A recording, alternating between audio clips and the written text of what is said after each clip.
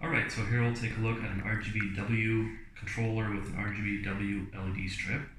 The RGBW is the next generation of color mixing, better than the older RGBW or RGB strips, which just had a red, green, and blue LED in it.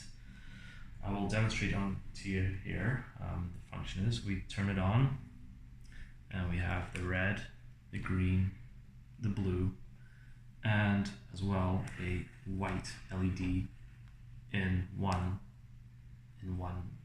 chip. The older style just had the R, G, and the B, the red, green, and blue. Then to make a white with the old strip, they would mix all three colors together, which gave a somewhat of a white, but it's very blue and not very pleasant.